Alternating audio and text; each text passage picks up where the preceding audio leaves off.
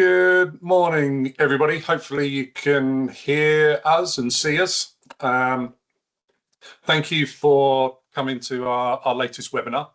It's a really exciting project in Malaysian Borneo. It's an area where we have worked with our long-standing partner, Hutan, for a number of years now. So for the people who don't know me, I'm the Director of Brand and Communications. I'm Dan Bradbury at World Land Trust, and got the great pleasure of introducing Isabelle from our partner in Hutan. So Isabelle, would you like to do a really quick intro, and then yeah, we've got a really beautiful video to show.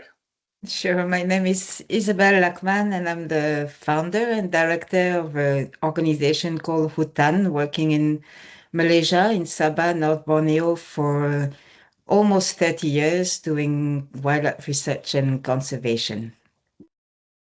So yes, really love to see you this morning, and thanks for making the time to join us. As hopefully some of you have been to these webinars before, but if not, so the idea is just for us to have a conversation. So it'll be quite relaxed and informal, because we want you to be able to hear from the partner firsthand what is actually happening within this area, and also with this project. Feel free to send over any questions as we go along in the chat, which you'll find at the top of your screen, and I will endeavour to ask them all. If not, we will make some time to ask them at the end. But I'm going to start by showing a quick video, which will give you a feel for the project and hopefully set the scene. And can you see that? Yeah, can see. Okay.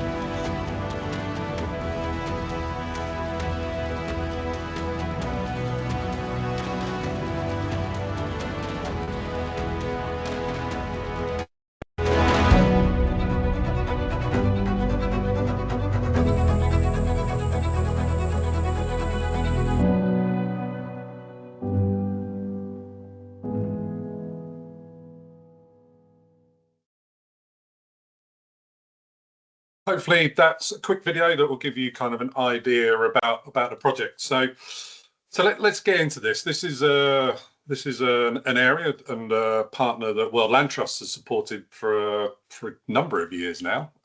So we first started supporting Isabelle and the team at Hutan in 2013, which is interestingly the year I started at World Land Trust. So this was the very first project that I worked on for WLT. In terms of trying to raise the profile and obviously raise the funds to do the work that you carried out there. And then we supported again in, I think it was 2017.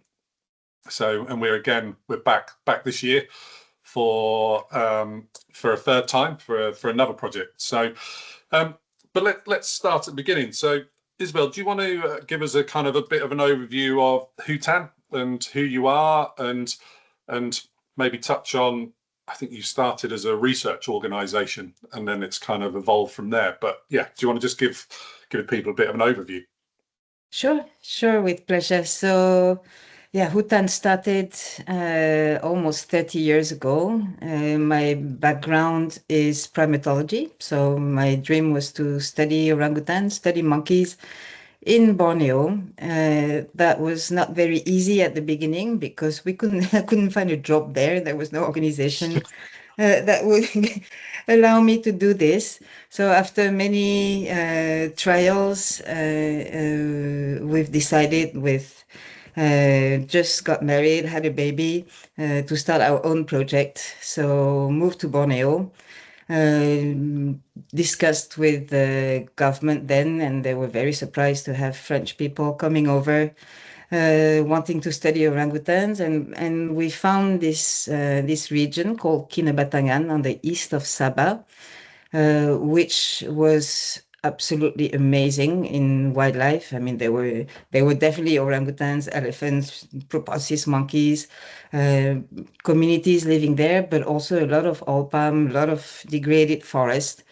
And the idea was to study how orangutans would survive in such an damaged, fragmented habitat, because back then nobody really, I mean, experts would think, no, orangutans cannot survive at all in this kind of habitat. So we moved to a small village called Sukau along the Kinabatangan River, built a small house, started to hire a few of our neighbors in the village as assistants, and went in the forest to look for orangutans. It took us months before we could see a little bit of red moving in the canopy. Well, orangutans are big and red, but if they don't want to be seen, you definitely won't see them. So once they decide it's okay to be seen, then we started the first female we met was called Jenny. I absolutely can't remember why we had the idea of calling this female Jenny. Anyway, and and then we started to study what she was doing, moving, and then we started slowly to get to know her neighbors, people living in the orangutans living in this forest. And fast forward, the research has grown. We've studied these individual orangutans in this research site, about 30 individuals, where we've looked at their behavior, their social organizations, and how they survive in this kind of region. And then the project grew slowly, mostly because the people working with us were from the village, and they were telling us, well, it's very good to do the research, but if we don't do anything, probably our research subjects are going to be extinct before we finish the actual scientific study. So we started looking at the issues, at the landscape, the threats, and that's how it all started.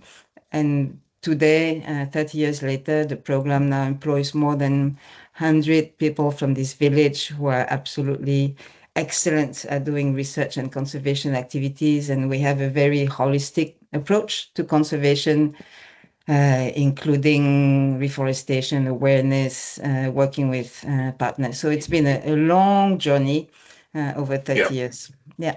Yeah, we'll get on to some of those stories of those local people during this conversation. But let's go back to this particular project. So the plan is to support the protection of another 16 hectares.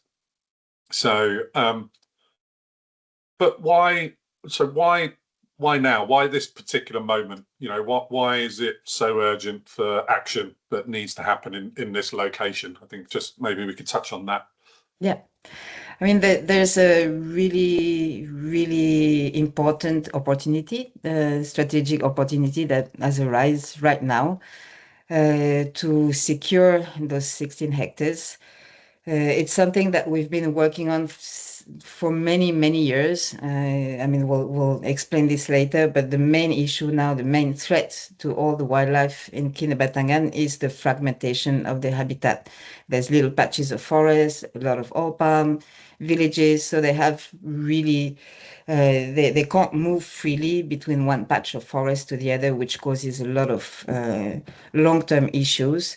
So Hutan has been for all these years trying to find ways to reconnect those patches of protected forests, and the most efficient way is acquiring the land and surrender it to the government to gazette as extension of protected areas. But this land is very rare, rarely available, and in small patches. So this is why when this opportunity came up, we immediately talked about it to Wildland Trust. Do you want to just build on that a little bit? So, because we are talking about, as you say, small patches of land.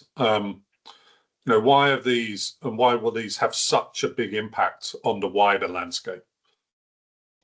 So as I said, the protected areas are fragmented. For example, the main protected area, which is the Lower Kinabatangan Wildlife Sanctuary, is fragmented into 10 lots, some of them completely isolated to each other. So if you're an elephant or an orangutan, you can't live in one small fragment. You have to move to the other. And if there's no way for you to go across except going through private land or palm plantation villages, a lot of conflicts happen. So when we reconnect those larger fragments, even a small bottleneck area, a small corridor, can really have a huge impact in reconnecting, increasing connectivity between the larger fragments. So it really has an impact at the landscape level. So, and then what happened if what would actually happen if this land, if you weren't to secure it in time? I think is obviously you're working in the area. I know you started off as research, but you're there and this very specific kind of needs to be there. And obviously we're there to help support that because we understand that. But just trying to get across to the people who are on the call, what would actually happen if that land wasn't secured in time? Well, it's private land, so it usually belongs to villages, and when they want to sell it, they will usually approach agriculture companies, tourism companies. I mean, for development, government can decide to create a road right across the the forest as well, which has happened before, and that prevents the connection between for the wildlife to move across the landscape. So by creating such a barrier, then animals will try to find ways to move anyway. They will go through villages, communities, and we have elephants now in the middle of the village next to the school. I mean, it's dangerous both for the elephants and the people. So this is really what we want to prevent, the escalation of human-wildlife conflict by giving animals the possibility to move across the landscape safely, freely, and permanently. Yeah, it's that human and wildlife conflict is something that we've spoken about, or I've spoken about before when I've done presentations. It's like in the UK, there's lots in the media about gulls that cause problems in villages or in towns and things like that. Whereas what I point out is that that's very different to an elephant walking through your village. 300 elephant, you may say. Yeah, absolutely. So it's a completely different problem. We might get the odd fox that walks through a town or a village here, but we're talking elephants. They're big. So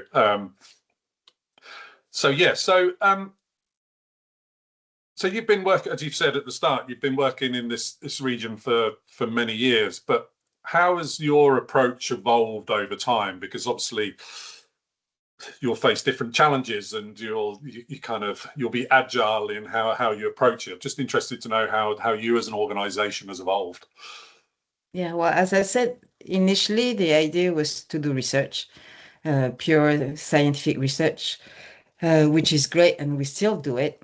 But in itself, it's definitely not enough to make such a complicated landscape work, and especially because conservation actually cannot be achieved by the protected areas itself. It needs to have the involvement of the landowners, stakeholders.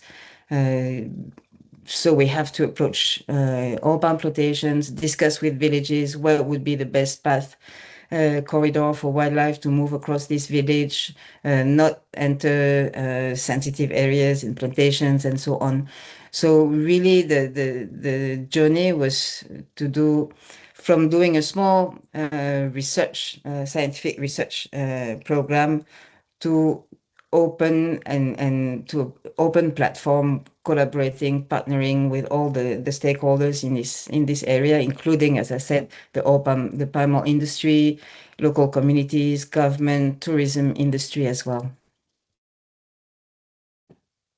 yeah, and it's that kind of, and that's what we're seeing with all of our partners that we have. You know, we've now got 55 partners that we work with. Is that quite often they start with one thing, and then it has to evolve, and it evolves over time, and yeah, things change and the needs change within those landscapes. And so, you know, that's why for World Land Trust it's really important to work with partners like yourselves, because you understand those needs, you understand those landscapes much better than we ever could. So it's about using or us supporting you to achieve what you want to achieve, and having that local knowledge and working with those local people in those landscapes is, for us, is by far the best way to carry out a conservation project, is putting those local people at the heart of it. So as I kind of touched on earlier, this is a long-term partnership. So I think, was it Mary came out to visit you right at the very beginning? So That's right. 2013. Was it? I can't remember who was on the trip. Was it Mary and Bill Oddie? Yes, we had Bill. It was kind of. Yeah. Yeah, that was like I say, that predates me being at the trust. So so it's a long term. So maybe we can just touch on what this partnership has enabled you to achieve on the ground. I think, you know, we've supported in the past, I said before, I think the first project was around 70 hectares, I think we originally supported. And because I think there was a really interesting story that Mary tells about, you were traveling along the river. And I think she said, how much would it cost to protect an area like that? And then we decided that Mary came back, and I think she sold the idea into John. So am I remembering that correctly? Yeah. We didn't dream back then to actually acquire land. So when we were on that boat, and I was showing actually exactly the area that is behind me on this picture, it's it's next to the village of Sukau where we are based, and it's a beautiful forest area which was under threat back then to exploitation for agriculture. And she asked me how much would that cost, and I said that's, I don't know, a lot of money, maybe £1 million. And she said, yeah, no problem. Which really made me laugh at the moment. I didn't believe 1 second that would be possible. And actually, Wildland Trust did it. A year later, we were able to purchase, I think, the first round of 40 small land parcels in this area, in a corridor that we call the Sukau Wildlife Corridor, linking a large fragment of protected area to a smaller one. And it took many years. The land titles are very small and intricate, and we had to do a lot of research to find the owners, and for the owners that passed away, contact the children and so on. But after a couple of years, we had a good we started to be able to actually acquire the land titles. We created the government steering committee to oversee the whole program and make sure, because the ultimate goal is to surrender to the state government, and then they committed to gazette those lands as extension of existing protected area. That's the best model to ensure the long-term conservation of these areas. So it took us a long time, and there's still one parcel in that corridor that we yet to acquire, but all the other ones we got. And that was so successful. Actually, the government itself allocated about 130 acres from state land to add to that particular corridor, and a big open plantation actually was convinced eventually to allocate another 100 acres of their own plantation to the corridor. and mandating Hutan to replant native trees in between the old palms. So altogether, it's more than 400 acres. It sounds small, but it's for the region, it's really efficient. As a corridor, we're looking at recolonization of corridor, doing wildlife surveys, wildlife monitoring, looking at soil recovery and so on. So that was the first corridor ever that we did with Wildland Trust.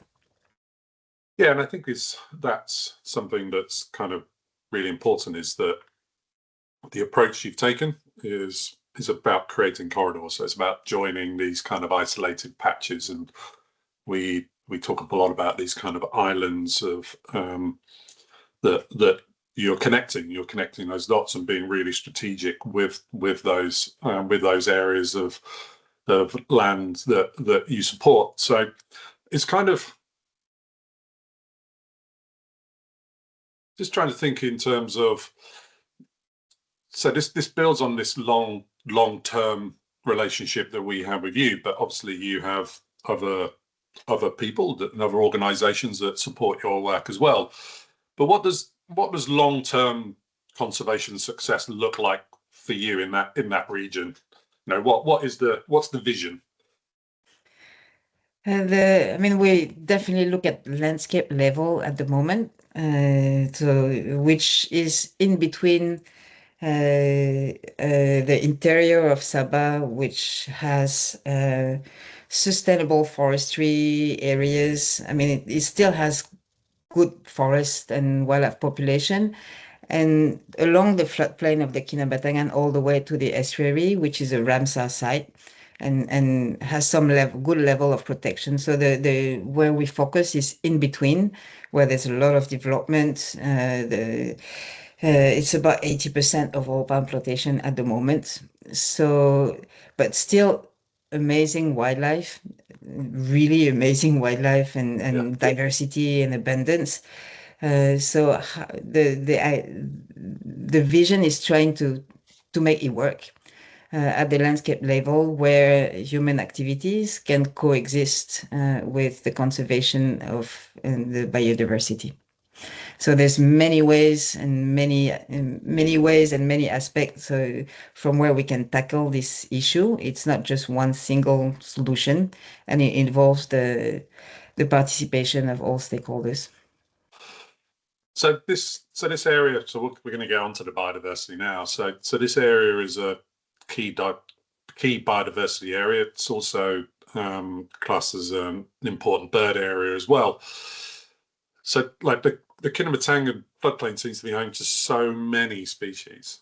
Some that we obviously know more about than others, but you know, which animals best represent this landscape, and you know, why is it so globally important for them? Well, of course, I'm going to say orangutans because that was my first passion, and they're still my biggest passion. We have about 700 to 800 individual orangutans. Sounds little, but it's one of the major landscapes in Sabah for orangutan conservation. As you surely know, orangutans are only found in the islands of Sumatra and Borneo. And in North Borneo, we have the North Bornean orangutan, which is a distinct subspecies. They're critically endangered, and Kinabatangan is really a stronghold of the species. So we really hope to overcome all these challenges and find solutions to protect them. The orangutans themselves, and we can discuss this later, actually they found, and that's the object of our research, they found ways to survive in this fragmented landscape. I mean, it's so different from where they used to. I mean, the species lives naturally in big, old primary forest, and then manage to navigate the landscape. Is absolutely amazing how they do that. But the main issue now is remaining, of course, as usual in conservation, is the people. and deal with the people mindsets and so on. So yeah, orangutans definitely super important species, but we also have the Bornean elephant, which is very, very special. It's also Kinabatangan has about 300 Bornean elephants out of total population is 1,005. They found only in the state of Sabah. They go a little bit down in Indonesia, the border, but hardly not. And again, Kinabatangan is one of the biggest strongholds for the subspecies. Then we have 10 primate species, more than 300 bird species, and great stuff.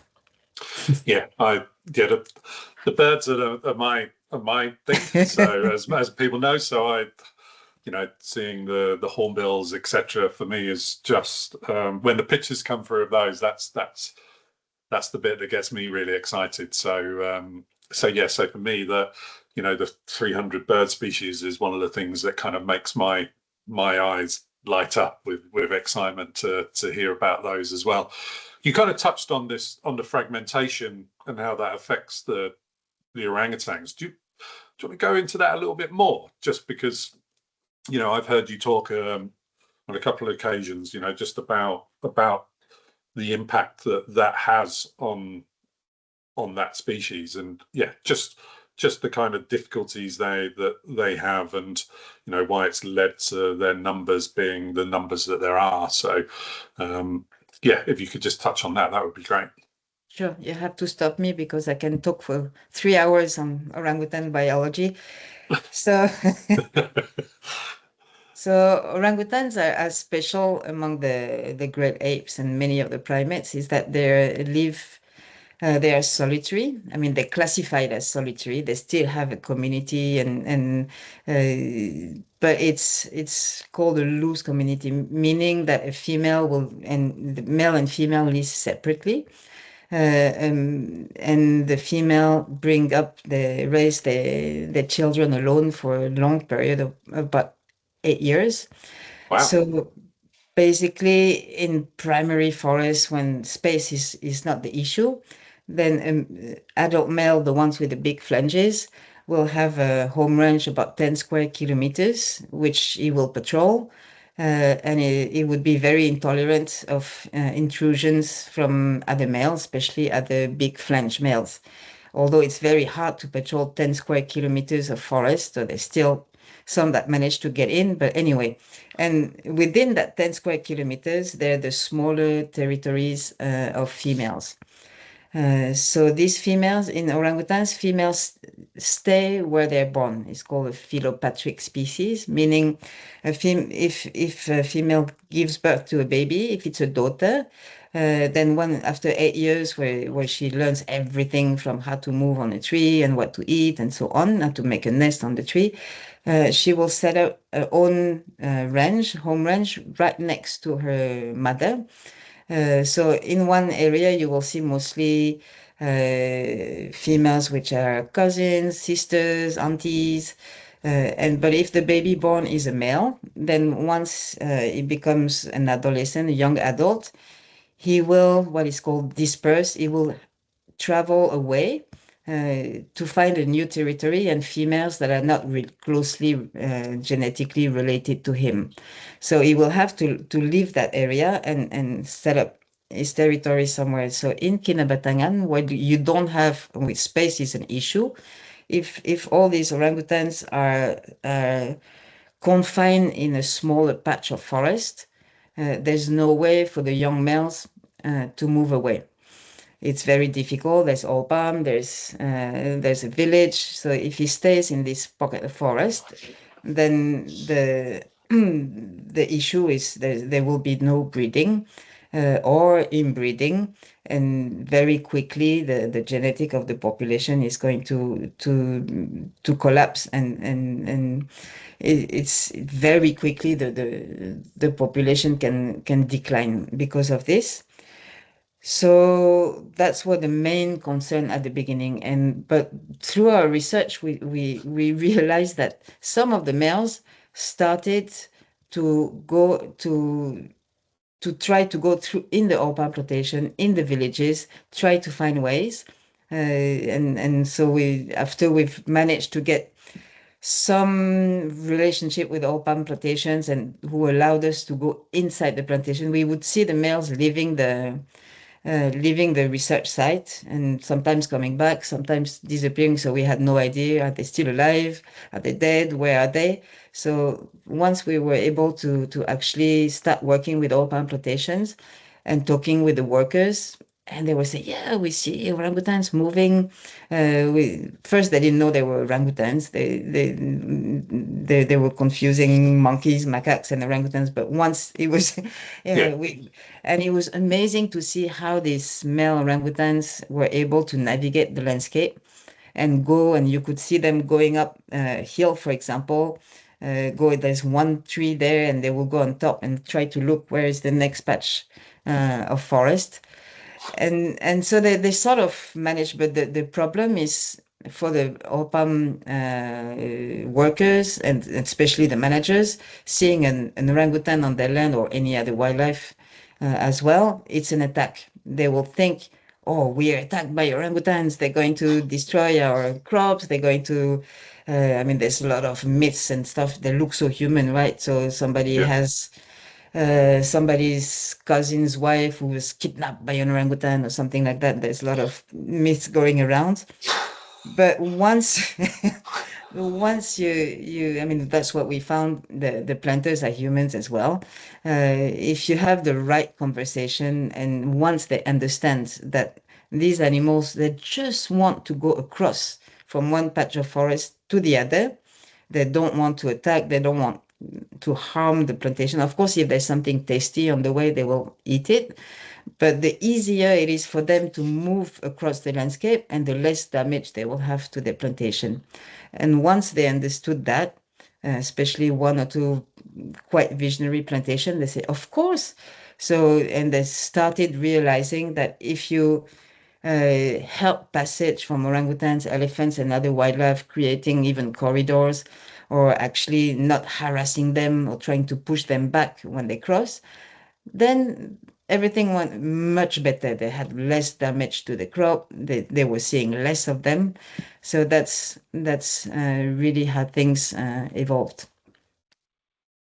Well, I'm going to jump to the questions I have about actual that communities and coexistence. The local communities are quite central to the work that you're doing. So, how are people involved in the conservation on a day-to-day basis? How are you involving those local people?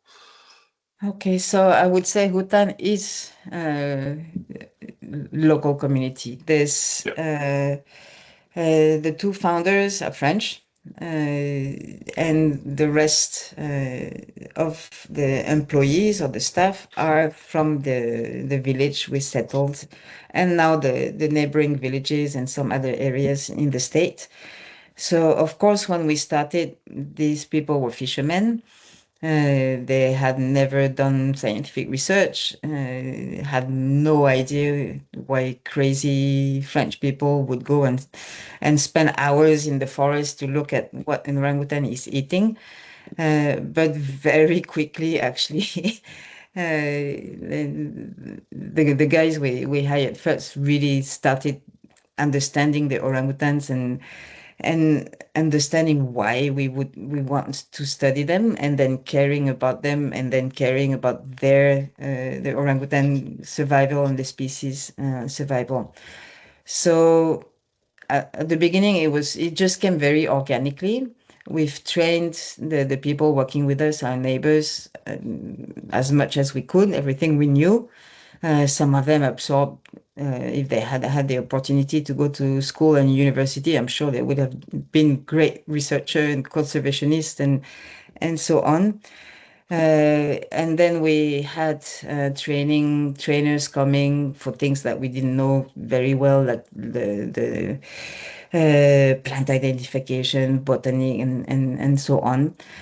And really, we could see, I mean, how the knowledge was absorbed. And today, some of the staff who started 30 years ago, they're still with us. They're leading their own team. They are training university students. They're training government departments into their own field. So as the project grew, well, there was first an orangutan. Everybody was working on the orangutan research, but then we created an elephant conservation unit. Then we thought it's very important reforestation, especially of corridors. We created a reforestation unit, then an environmental education unit, and then so now we have about 8 different units tackling the conservation issues from different angles, and all with the same history of people from the village progressively discovering a passion and dedication to protect their own natural heritage and great knowledge to do so. So the reforestation unit, because we World Land Trust has supported some tree planting with you as well. Is that the women's group? Yeah. So it's we live in a Muslim community. So at the beginning, all the Hutan staff were men until we started a reforestation program.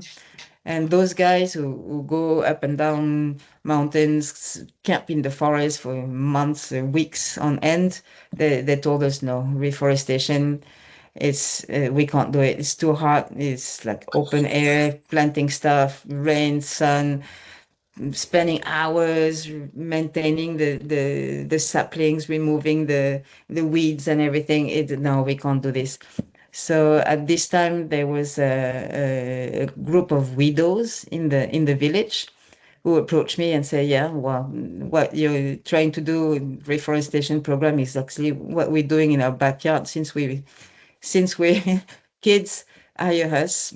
So we're just women. You won't have any issue of in the village, and I did, and it was great. So until today, now we have 28 women from different villages joining the team. Some of them on a flexible basis, some of them full time, led by 2 women as well. So that's been a great adventure.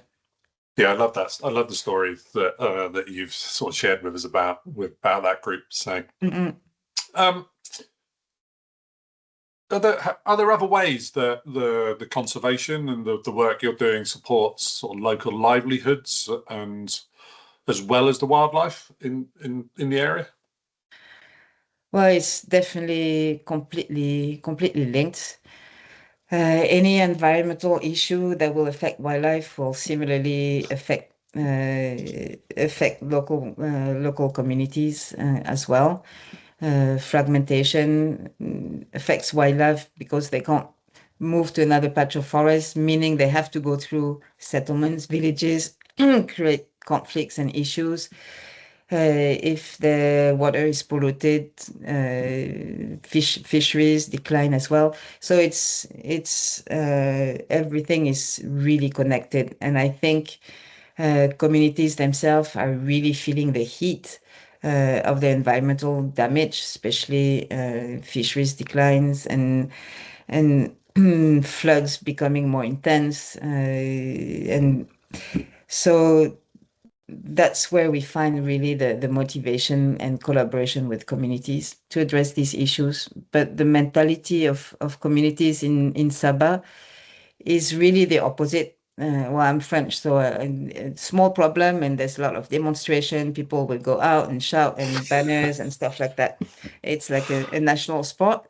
But in Sabah, it's the complete opposite. And people are very gentle and very much they're not built to do protests and things like that. So everything has to be done, and I've learned so much from that through negotiation, mediation, and a very peaceful way of resolution.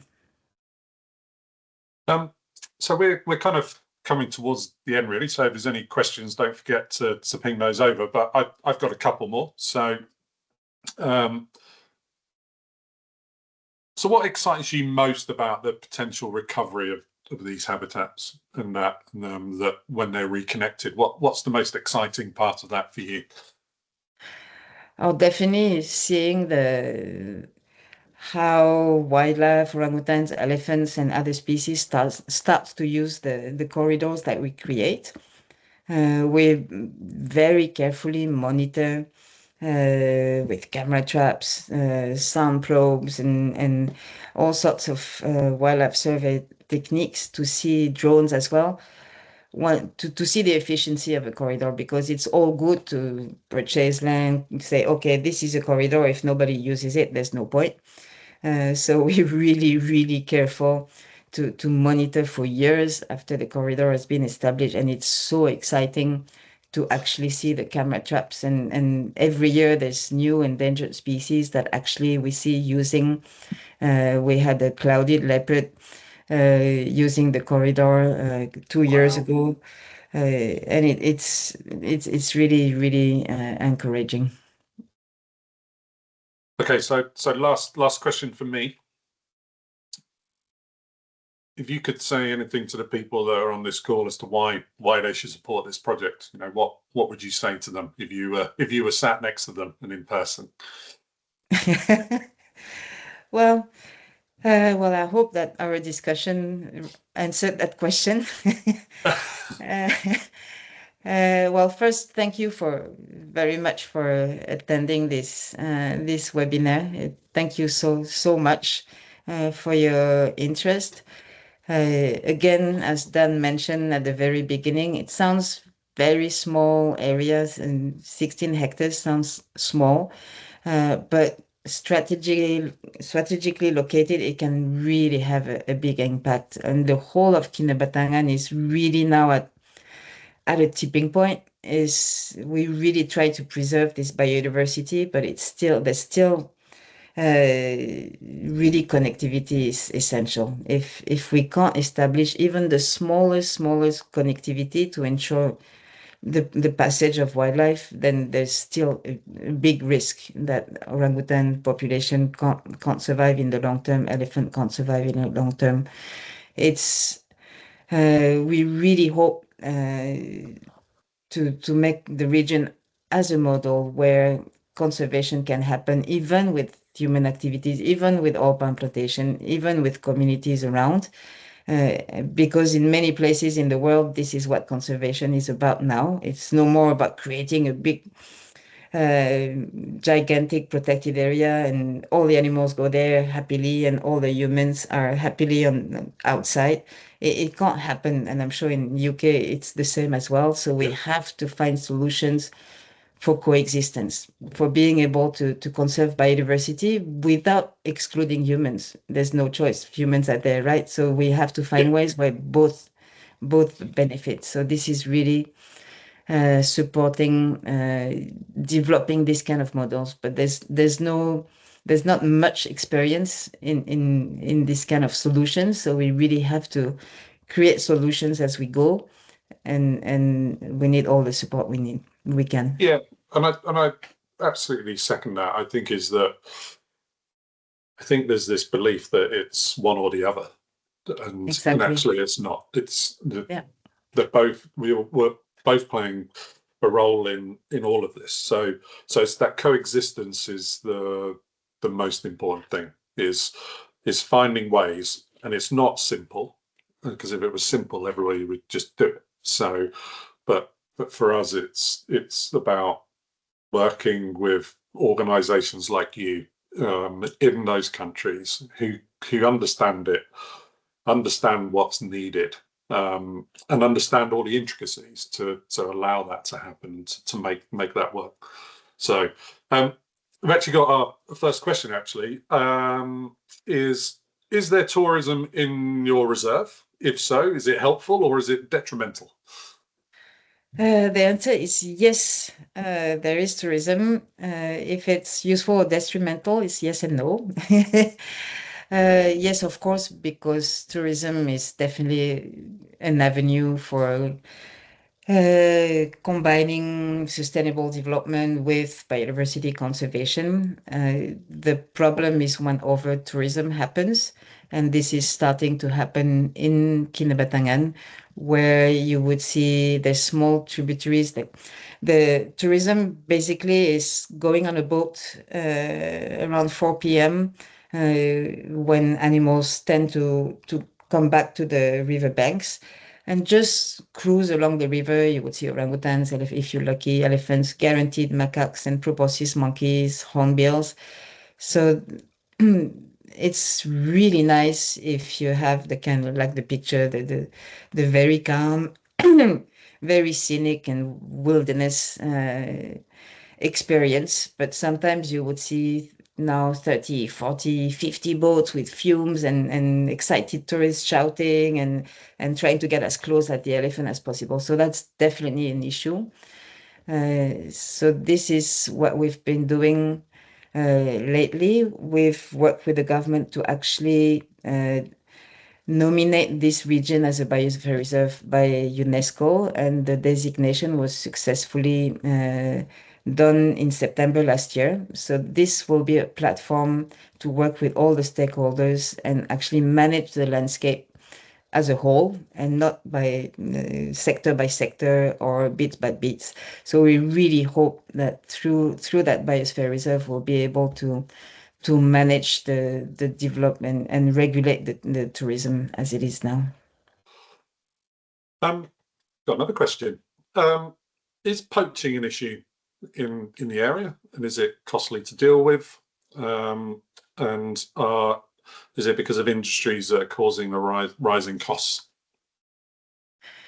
Poaching for food is fortunately not a main issue. The reason is because the local populations are Muslim and the wildlife is almost 99% of the wildlife is not halal to be eaten, except some of the deers. So there's not a history of poaching, right, of hunting, and it's actually you can see it when you're on the boat and you can approach wildlife quite close. I mean, not too close, but quite close. Whereas in other areas where hunting is still ongoing, as soon as an animal sees a human, it will disappear. So yeah, we've had some issues many years ago, mostly on I mean the main risk is in human wildlife conflicts when there's crop raidings, and that's more crop protection. There's been another message from Louise actually. So says she represents swift conservation in the UK. So she loves birds and primates too. But what she said is that small actions make a difference, and actually, from a World Land Trust point of view, one of our sort of main messaging in terms of when we're doing our storytelling and trying to inspire people is that we always say that small actions lead to incredible chain reactions. So for us, it's about taking those actions, however small or big, but actually combined can have a huge impact. So I'm going to bring this to a close. I just want to say thank you to Isabelle for joining us, and thank you for everybody who's been on the webinar. As I said, the appeal has launched today. We have a target that we want to raise to protect this 16 hectares of really incredible land, which hopefully you'll appreciate and understand the value of it now, having heard from Isabelle. And just to make people aware that we've been in a really lucky position that the first £50,000 that we can raise will be matched. So meaning that anybody's donations will be doubled, which is something that we're really happy to be able to offer again, thanks to a generous donor who has agreed to match that figure. So once again, thank you very much, Isabelle, for joining us. Thanks everybody for joining the webinar. Go to the website, have a look at the project, read a bit more about the project. You'll also find links to Hutan's website there as well, and you can read a bit more about Isabelle's project and the organisation. And if you've got any questions, obviously just contact us at World Land Trust. So yeah, thank you very much. Thanks everybody for your time. And Isabelle, really lovely to see you. Thank you so much.